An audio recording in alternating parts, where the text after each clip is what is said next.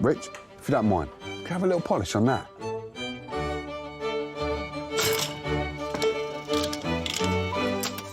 In the repair shop today, precision is everything. 0.5 millimetre might not sound very much, but in terms of stringed instruments, it's huge. As Rebecca transforms a strung-out violin, You have to get it right, otherwise the player will feel it. while David's mission Well, that's quite an interesting little machine inside. is a 1950s toy rocket that could backfire. This is all highly experimental. It might go horribly wrong.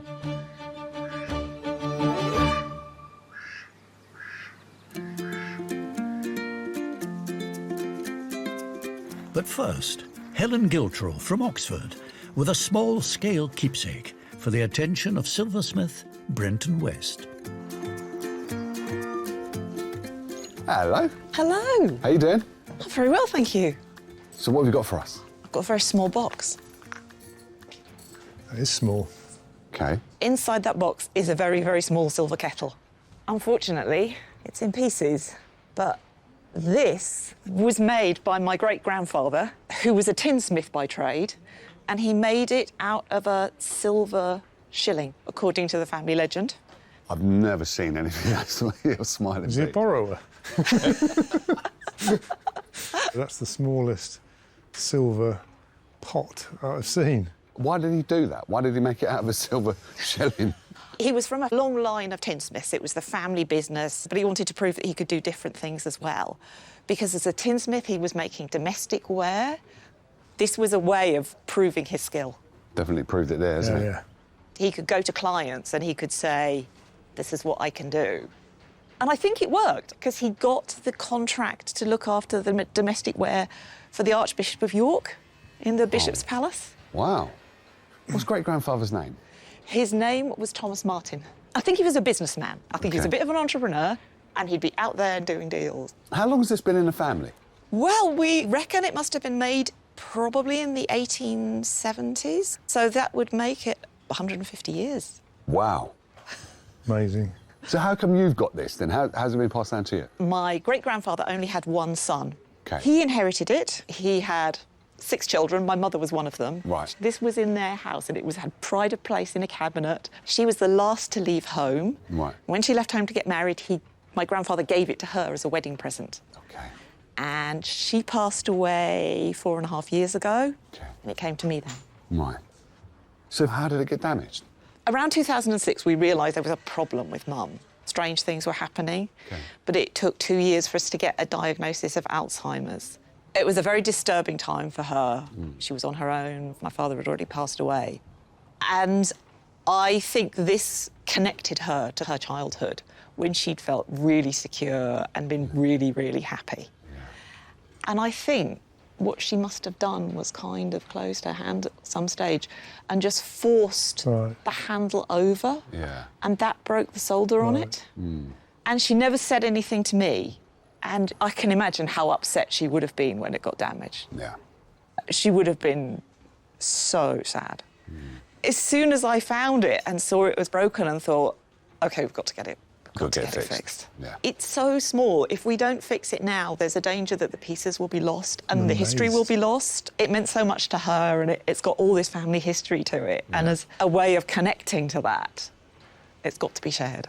You've done the right thing. Thank you for bringing it in. Oh, thank you. You take care now. Okay. Thanks a lot. Okay. Bye-bye. Bye-bye. Bye. Small, isn't it?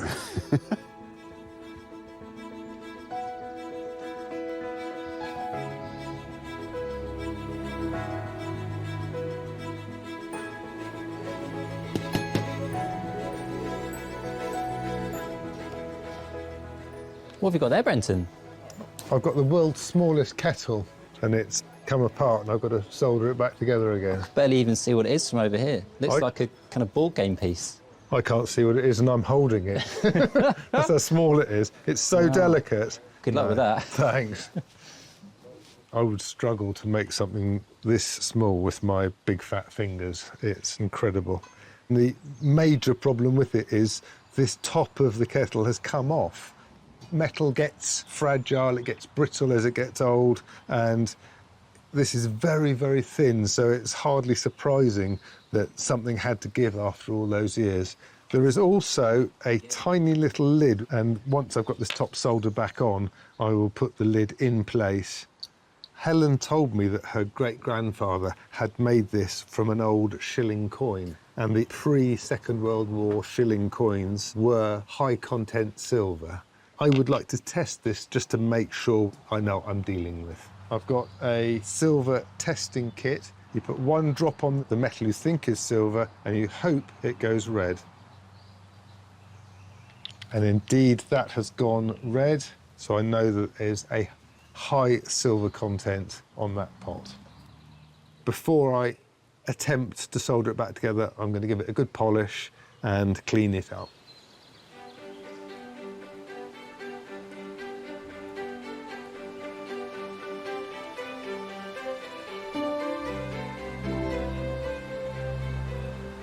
Got a surprise for you. I actually played the violin. No, Yeah, did you? yes. How old were you? I was very young Were you? and not very good. School orchestra. Oh, wonderful. Did you enjoy it? I loved it. Luthier Rebecca Horton is waiting for Laura Reeves, who's brought an instrument that connects her to a family member's musical past. Hi there. Hi. Hello. Welcome to the barn. Thank you. Is that a very small cello or a violin? This is a violin. It's my granddad's violin. As you can see, it's not in a very good condition. Oh my It's gosh. What's not- going on there? I It looks like know. spaghetti I know. on a stick. I know. It's a very old instrument. It's almost 100 years old, and since we've had it in storage, it's just fallen to pieces. It's not been used. Where So- has it been stored? It's been in the case in my parents' loft. Right. Sadly, when my granddad had to go into a care home, we had to clear out all of his belongings from the house and the loft, and this was in there. But yeah, it has been in the loft for many, many years. What was your granddad's name? It was Ken. He used to be part of a group called the Lyricals. They used to perform together. I think it was a 7-piece band. I also know that he was a big part of the Operatic Society and the Amateur Dramatics, and they performed a lot of musicals from the 1920s. Really? Singing on the front of the stage, yeah, so a really confident and creative guy. Have you ever heard him play this? I personally didn't get to see him play the violin at all properly. When I knew Grandad, his fingers were quite sort of curved and arthritic from years and years of playing the violin, so he didn't really play a lot. When I was at primary school and started to play the violin, he would maybe have a little go with me on a Sunday afternoon when I'd do a performance. Twinkle, twinkle, little star was probably my limit. That's where we all start. Yeah. He was always really supportive, and I think as I turned into a teen, I stopped playing, and now, 20-odd years later, I decided I was going to pick up the violin again. I asked if I could play Grandad's violin, and then we found this, so... Oh, that must have been very upsetting for you to see that. Yeah, you know, for me, it's a really nostalgic connection to my granddad. I lost him quite a long time ago now, and whenever I hear violin music, I always think of my granddad.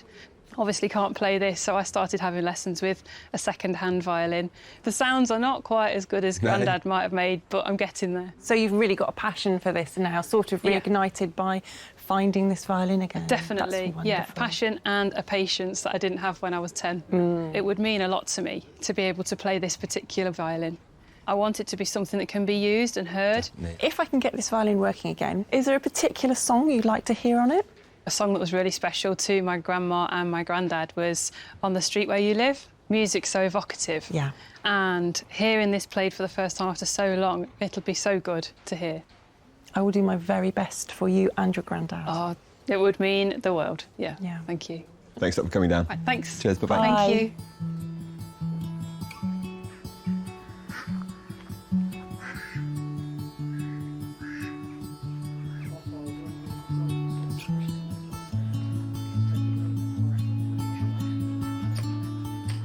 First thing I need to do is check this out and see what we're working with. Well, for a start, I'm going to have to take the fingerboard down a little bit here. You can see that it's grooved, and this is very common when you play a violin a lot. You can see that Ken played it a lot.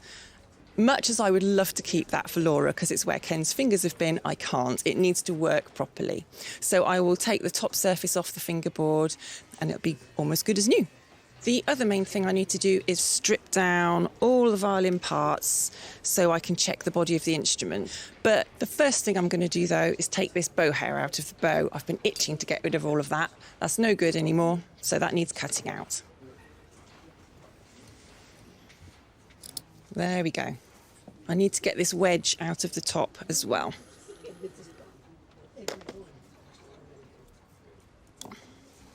So now that's neat and tidy. I can come to that when I need to.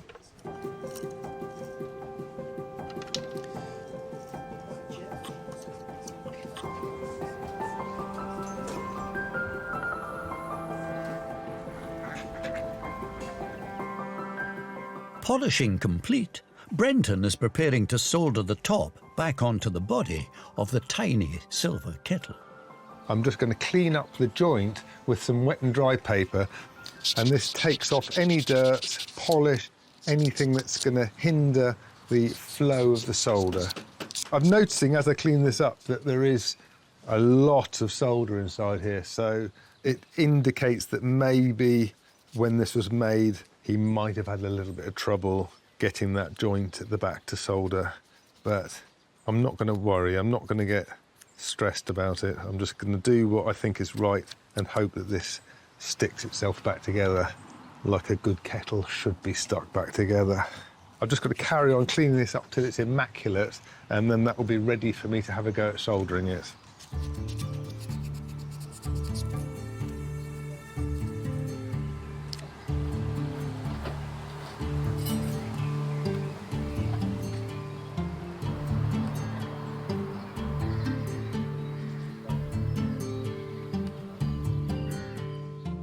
This is the bit I'm not looking forward to. This could be make or break for this little kettle. I've got to solder this lid exactly in position. So I'm just putting some flux on inside the kettle. I'm going to put some flux inside the lid, just to give myself as much chance as possible for this solder to work properly.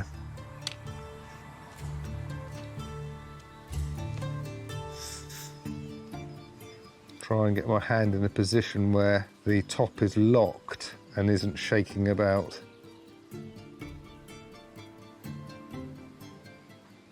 This is very, very nerve-wracking, but I've got it tacked in position. I'm now just going to check that that is in the right place. So that's a bit too low, so I'm just going to try and lift it up again. Really important that I don't solder this in the wrong place.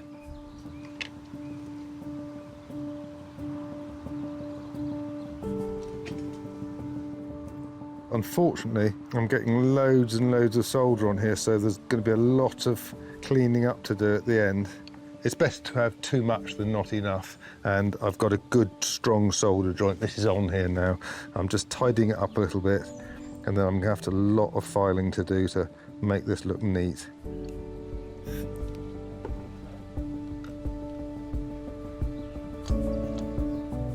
I've got to be fairly brutal getting the solder off, but I don't want to take so much off that the joint cracks and I've got to resolder it again. I want to really get it right first time. I've got the scalpel at such an angle that it only cuts into the solder, and I'm not pressing too hard. And because the silver is a little bit harder than the solder, if I hit the silver, it would just stop. Once I've got the majority of the solder off, I will file it a little bit and then use some wet and dry on here to get the final finish before I polish it.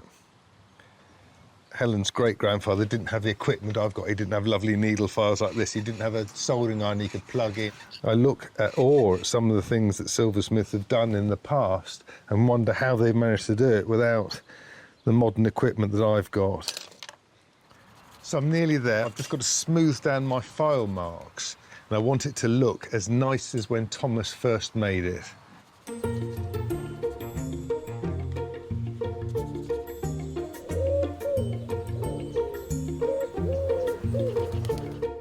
Douglas White from London is next to arrive at the barn. He's carrying an item that once brought joy to his whole family and is now set to challenge mechanical wizard David Burville. Hello there. Hello. Welcome. Thank you. What's inside the box? Inside the box is my Sonicon rocket tin plate toy. Wow. Yeah. God, what an incredible thing. Yeah, it is. How long have you had it for? Since 1959. It was a Christmas present from my parents. That must have been really exciting to see that. It was incredible. I still remember it, I do. Taking it out and, you know, just thinking, what an amazing thing. Yeah. There's a little lever here that starts it up. Starts it up? What, so it actually moves? It moves, yeah. Flies? Not quite. Okay. Not quite, I wish. It's got a little wheels under here.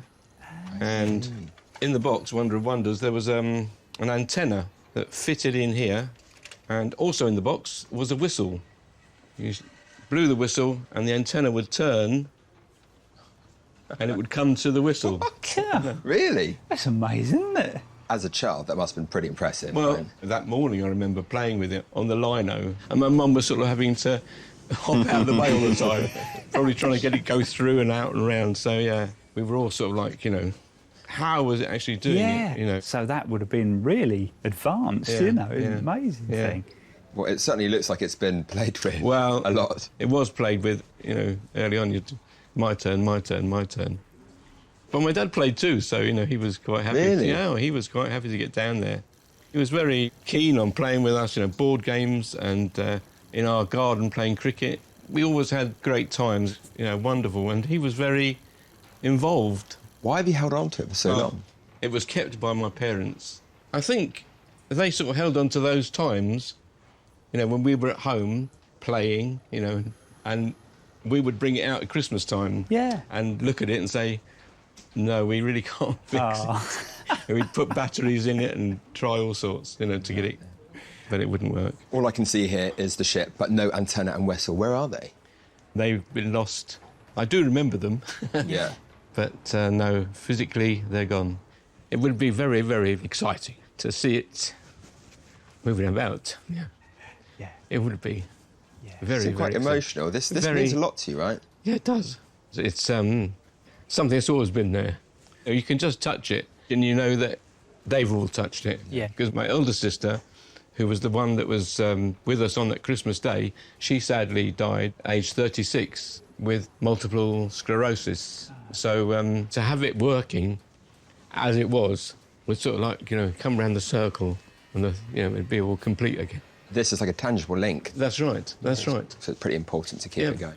I think that's probably why they kept it as well. And it's getting to a stage, really, where it wouldn't have a future. If David can get it working, where's it going to go? To be honest, it's for Tom, my grandson. He's very interested in physics, maths and space. Right up his street. Right up his street. He can keep it, look after it and play with it and say that was Grandad's from his great-granddad. Yeah.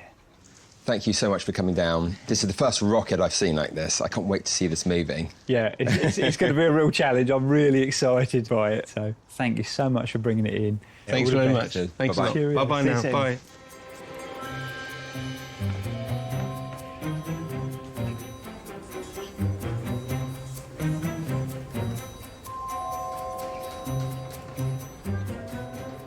It's a brilliant little thing. It really is great fun. I'd love to own this now, let alone as a kid. It's in a bit of wear and there's a fin missing here, which I'm going to have to see if I can recreate somehow. I think the first thing really is to take it to pieces and then we can see what's going on inside. So that's the little front bumper off. Ah, well, that's quite an interesting little machine inside. This is actually quite a complicated little thing. Whoever developed this was very, very clever.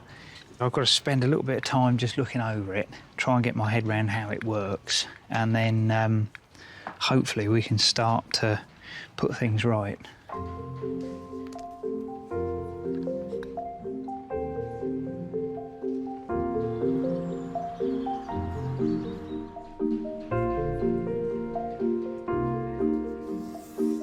Fiddling with a tricky repair of her own, Rebecca must strike a balance between preserving the violin's character and making it playable once again.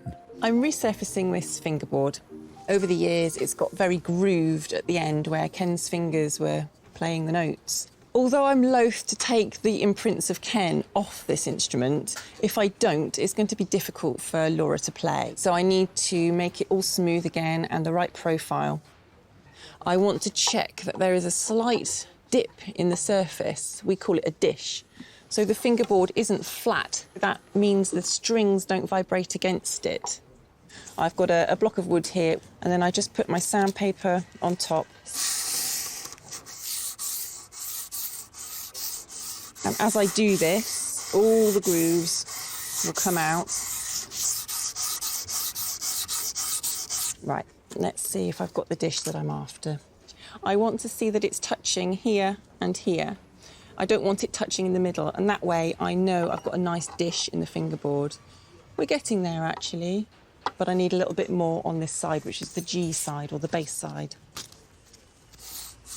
Everything in the stringed instrument world has to be incredibly precise. 0.5 millimetre might not sound very much, but in terms of stringed instruments, it's huge. And you have to get it right, otherwise the player will feel it.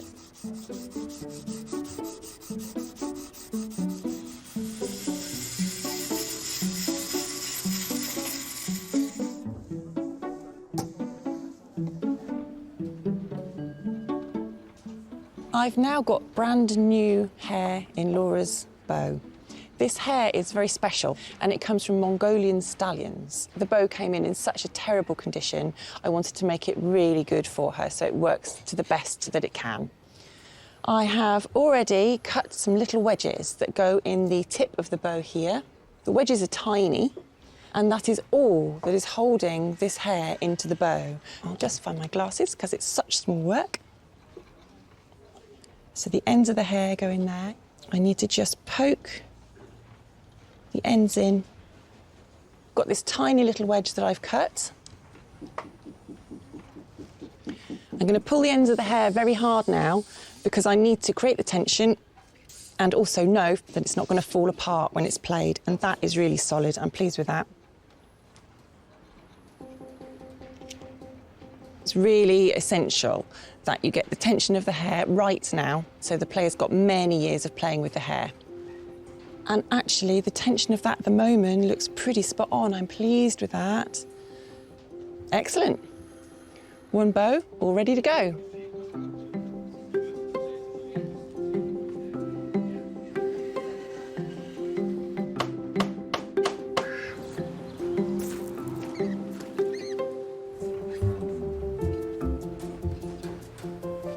When I came to look at the scroll and the peg box, I discovered all sorts of problems.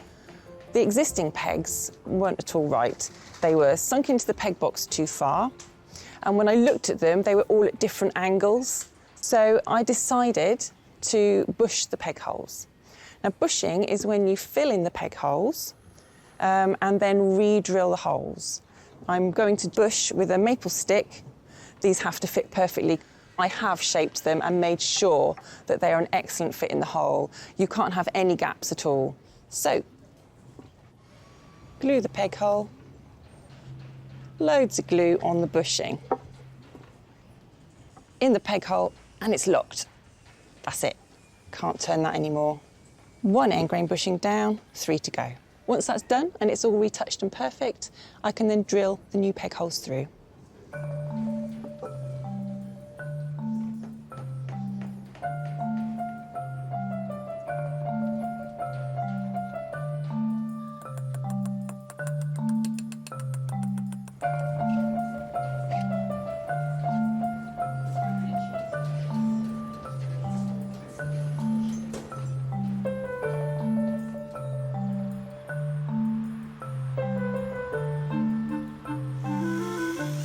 Polisher in hand, Brenton's repair in miniature is almost complete. So this is probably the smallest item I've ever worked on, and the fact that Thomas made this from a silver shilling is quite incredible, and it's testament to Thomas's skill that he's managed to do that. I've just got to give it a quick hand polish just to get the dirt of the machine off, and then it's ready to give back to Helen. This tiny silver kettle, made 150 years ago by Helen's great-grandfather, was a source of solace for her mother, who suffered from Alzheimer's. Here she is. Hello. Hello. How you doing? Good, thank you. Hi. Hi, how are you? Very well. He's been working hard, he has. I'm sure you've done a fantastic job. I just want to show it to people and say, look at this is amazing. Yeah. And you can't do that if it's a broken thing. It's... Ready to see it? Yep. You can do the honours? OK.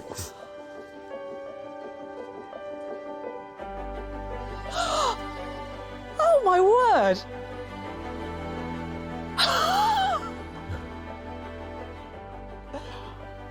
Oh, that is amazing. It looks brand new. It looks like it's just been made. It's fantastic. I've never, ever seen it looking like that. I can't imagine even my mum has seen it looking like that. You've done such a fantastic job on this. Thank you. It's absolutely beautiful.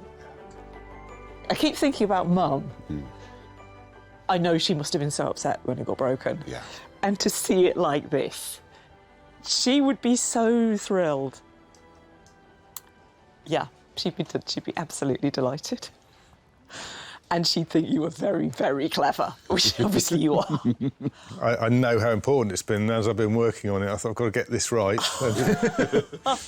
It's really, really nice to be in this position where we've got it back to where it should be, almost as a present for her. And I know she's not around to kind of receive it herself, but that's what it does feel like. This is for her. It just could not be better. Thank you so much. Thank you for bringing it in. Thank you, Helen. so much. Bye-bye. Bye. I hadn't expected it to be that good. I really hadn't. I was thinking about Mum, really, about how much it meant to her and how delighted she would be. It's got so much significance for the family, and I'm really looking forward to sharing it with everybody.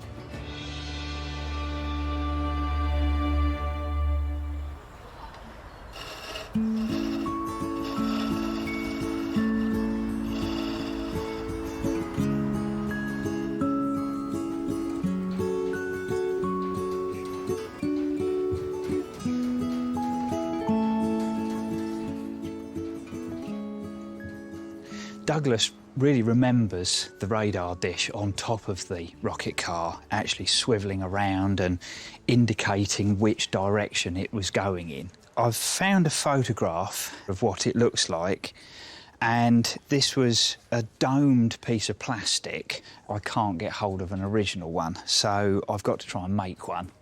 I've made this contraption, which is really, really simple. It's just a piece of wood with a hole drilled in it. Then the plastic itself is fitted onto that, so that creates an airtight seal, and it's airtight below. Then I've got a piece of tubing that I'm going to suck on to create the vacuum. And then I heat the plastic up while I'm sucking on the tube, and then it should depress into a dome shape. I haven't done vacuum forming since I was at school, so this is all highly experimental. It might go horribly wrong, but we'll see what happens. Here we go.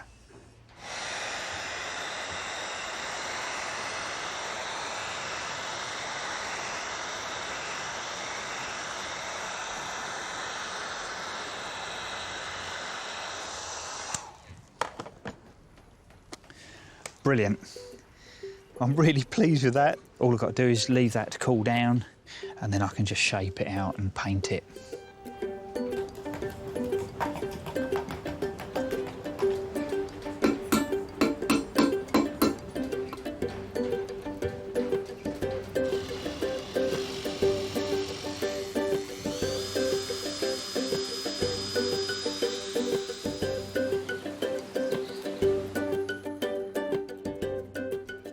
One of the things that Douglas remembered on the rocket car was the fin that used to be on the back. tricky part is recreating it. It's quite a complicated shape. I've actually managed to make a paper pattern. So the next step is to mark it out onto a piece of tin. And the only thing that I could think of that I had readily to hand was a biscuit tin. It's a perfectly good piece of metal and it should do this job absolutely wonderfully. Right. Now this is the tricky bit because I've got to cut this out as accurately as possible without damaging or bending the metal. Instead of a straight fold, what I want is a nice bend in the top of this fin. So I'm going to use this screwdriver as a rod to shape it around, hoping that this will work.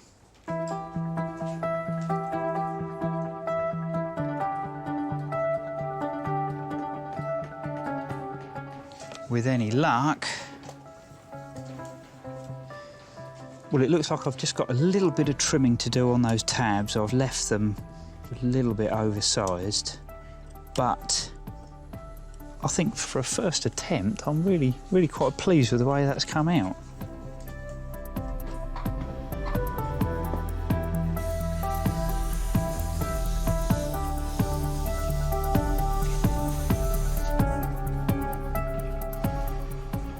I've got the diaphragm out of the acoustic receiver, or really the ear of the rocket. This is what hears the sound from the whistle, and this vibrating then makes contact with a little switch and causes the rocket to move. What's happened is somebody's poked something in to try and make this work, and unfortunately it's damaged the diaphragm. I'm hoping that I can smooth it out. I don't know 100% whether I'm actually going to be able to get it working again, but I've got to try.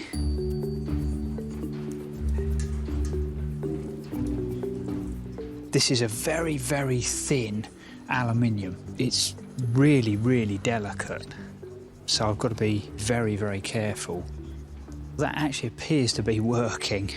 What I've got to do is I'm going to have to alter my tool so that I can get into those smaller circles.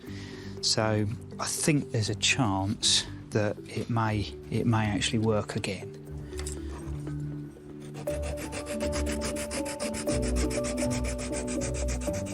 From mechanical ear to acoustic instrument, on Rebecca's bench, the violin is almost ready for its first performance in decades. The pegs are in, working well. I fitted the sound post and the bridge. The string heights are spot on, so the violin sounds perfect, I hope, and feels really good as well. So the next step is to put the last two strings on.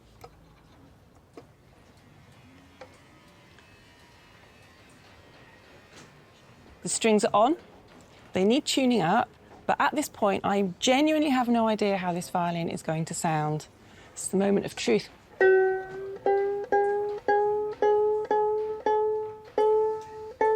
I can feel it vibrating really well, so I've got high hopes. I just hope Laura likes the sound of it when I hand it back to her. This much-loved violin ties a musical grandfather to his granddaughter, who's chosen to follow in his footsteps. That does look the part. Thank you. But does it sound good? You'll have to wait and see, Jay. Today, Laura's returned to collect her precious instrument. Hi. Hello. Hello. How you doing? I'm good, how are you? I'm very good. Hi, lovely to see you again. Yeah, and you. I'm so excited to see what's under this sheet. The whole reason I wanted to start playing again was because of this. Yeah. So, yeah, I can't wait. You ready to take a look at what Rebecca's done? Yeah, I think so. You going to do the honours? Yeah, happy to. Are you ready? Ready. Okay.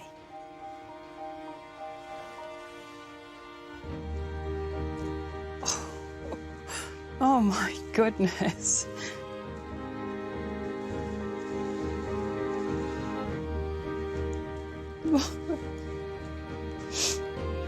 It's so good. Thank you. I knew I'd get upset. Oh my goodness, it looks like a brand new violin. I'm shaking. Wow, it's really beautiful. It's got character, hasn't it? Yes. I love how it's still worn.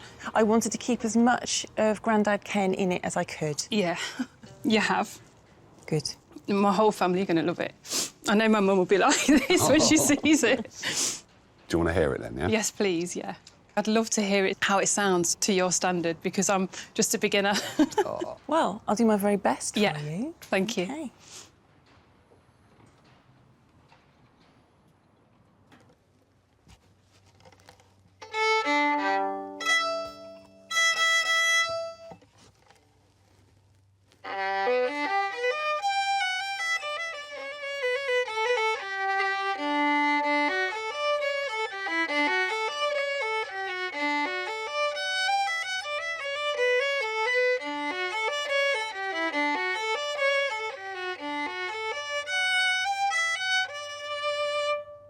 That was so good. I'm sorry. It's just so nice to know that it's been repaired to a point that I can use it and I can enjoy it, and I'm so grateful. Thank you so much. I've really enjoyed doing it.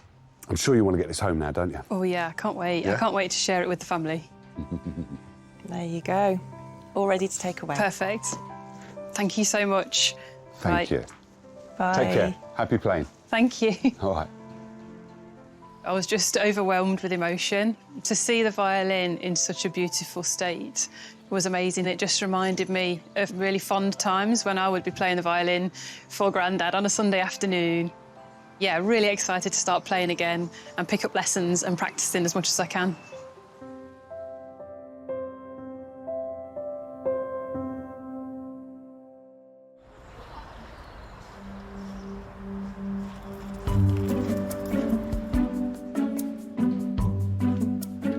On David's bench, the toy rocket is almost ready for liftoff.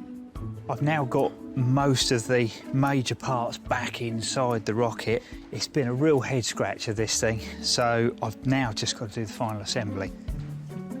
I can only imagine receiving this as a kid.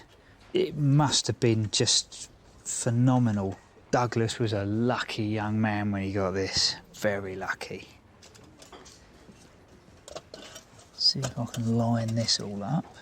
Right, that's the rocket back together. Just gonna try the aerial. That fits nice. That should bring back a few memories for Douglas. It's been quite a project, but what a marvellous thing. This rocket transports Douglas back to his childhood and memories of his parents and late sister. But when it arrived at the barn, it had been grounded for decades. Today, he's back, the space-loving grandson, Tom. Hey there. Welcome back. Hello, hello. Hello there, you all right? Nice to see you. Nice to see you too. Who do we have here? This is Tom, my grandson. Hi, Tom. Nice to meet you. You look very excited. I'm so very, excited. Very smiley. I'm brimming with excitement. You must have heard about this legend of this ship, right? It's every Christmas. He always talks about it, talking about how he'd love to bring it out and see it working again. Well, I'm really excited for you to see it because it's been a real challenge, but a pleasurable one. Here we go, ready for blast off. Oh. Wow. That's exactly how I remember the antenna. Yeah. It really is. Yeah. It's just amazing. Of course, the new... Oh, I'm seeing it now as it was.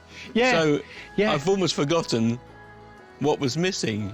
That is the most perfect thing because that is what we aim for, really, isn't it? No, that is exactly right. I mean, the colour is exactly the colour. So does it look almost like it did on that Christmas morning when you opened it up? No, it does. It looks exactly like that. It's going to be fun to mess around with. Not sure I like that word mess. I like the fact that you're trying to contain your hands from opening it up. Yeah. So there's one thing missing, I think. Yeah. I've made you a replica whistle. Oh. Oh, wow. Do you want to have the first go in I'll a couple have of the first decades? So Straight out of his hand. There you if you go. turn it on,